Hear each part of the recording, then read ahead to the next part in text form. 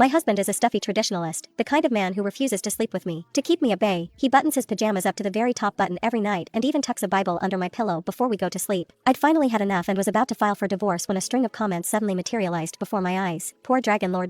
This side character is so blind. He's not putting a Bible under your pillow. It's the art. 108 positions. Why don't you just touch him? If he wasn't so scared of freaking you out, he would have taken you hard a long time ago. I froze, pulling back the divorce papers I was about to hand him. Then, I reached out and grazed his abs. The man's expression was indifferent. What are you doing? His voice was as cool and detached as ever. The floating comments continued to scroll past. Is the male lead a ninja? How can he hold back like this? It's the third day of his heat. It's not his fault. He's just terrified of scaring her off, so he's forcing himself to be a perfect gentleman. He's hopelessly in love with her. I casually shifted my gaze away from the comments. Nothing. There was just a smudge on your shirt. I was just wiping it off for you. Arthur Price didn't say a word, just stared at me for so long I started to think he'd figured out I was planning to divorce him. Nervous, I was about to crumple the divorce papers in my hand when I saw him grab his bathrobe and head into the bathroom. My heart sank. I barely touched him, and he had to go wash himself? Is he really that repulsed by me? But the comments were going wild. Silly girl, he's not washing you off. He finally lost it. She just touched him and he's already in the shower taking a cold one.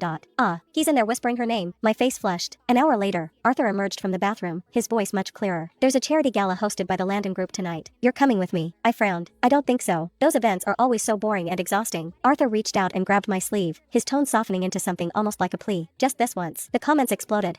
He's lowering himself to ask her, but she's still going to refuse and go find that model. The Dragon Lord, abandoned during his heat, only to find his wife with another man. He'll be heartbroken, and that's when the female lead comes in to save him. Their love story starts tonight. Just agree. If you don't, it's game over for you two tonight. A shiver ran down my spine. The refusal on the tip of my tongue took a sharp turn. Fine, I'll humor you this time. The comments went nuts. Wait, what? How did she agree? Arthur seemed to let out a quiet sigh of relief. Before, I would never have noticed. But now, a comment reading, "A dragon's erogenous zone is there," emboldened me to take a closer look. And that's when I saw it. The corners of his eyes were tinged with red, a stark contrast to his usual cool demeanor. A suspicious, feverish heat seemed to radiate from his entire body. On a whim, I reached out and touched his neck. Arthur shuddered violently, his breath catching in his throat. His Adam's apple bobbed. You. Startled, I snatched my hand back. I'm sorry. If you don't like it, I won't touch you again. This was the complete opposite of the tail wagging for pets reaction the comments described. At my core, I'm a shameless simp for a handsome face. The first time I saw Arthur Price 3 years ago, I was completely smitten. A year ago, when I heard the Price family was arranging a marriage, I fought my way through a sea of heiresses to marry into his family. Who knew that after tying the knot, I'd be living like a widow? But now, I looked at the man whose face was beet red from a single touch. I stroked my chin with my free hand. Maybe I could hold out for a few more days. Based on these comments, we might actually sleep together soon. And I'm supposed to just hand him over to some female lead at a time like this? Not a chance in hell. Arthur's body was rigid, a flash of embarrassed anger on his cool face.